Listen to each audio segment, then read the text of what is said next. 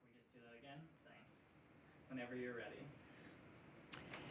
This is Thinking Positive, which is a web-based interview series CANFAR is doing to celebrate its 25th anniversary of work promoting research and education in HIV and AIDS. Paul Pighin is with me now, who was diagnosed HIV positive 1994. Yes, 18 years. And how old were you? I think that's 21, 22. Yeah, pretty young. A shock? Yeah, I mean, it was a mix of emotions, right? I mean, shock, anger, relieved even sometimes because, you know, in our community, it's sometimes thought of as not a matter of if, but when. And so, but yeah, I mean, it's just a whole mixture of emotions. Mm-hmm. And, you know, you look well.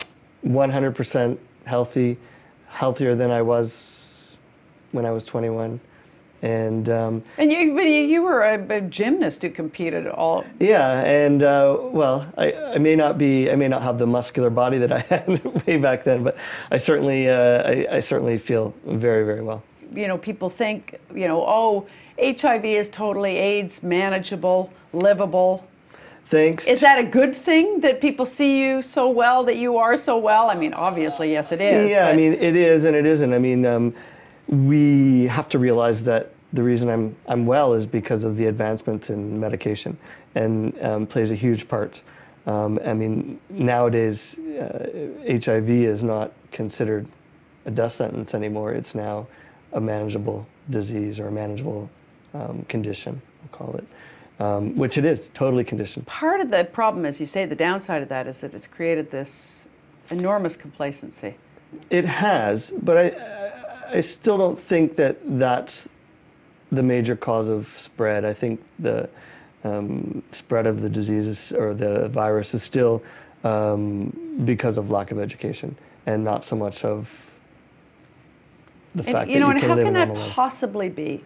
You know, what more do people need to know? You'd be really shocked. People aren't getting the education. We, in our community, are pushing really hard. But, you know, as soon as you leave, that message is not getting out. So education, you say, is still absolutely pathetic. It's pathetic. It is pathetic. So teaching what?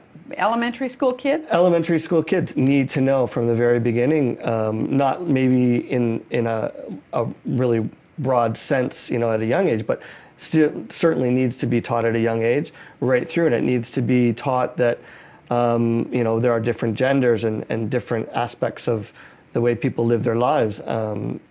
The gay issue needs to come up. Condom issue needs to come up.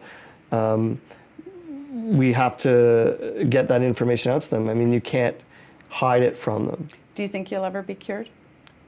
You know, it's hard to say. I get the question a lot. I don't really get excited anymore, but I'm hopeful and optimistic that that will happen. And I think I will be alive and see that in my day. I think I think it's close at hand. So if you don't get your cure, what would be what you'd wish for most then about HIV and AIDS? Just that we reduce the stigma, that we start to realize that this is not a gay disease.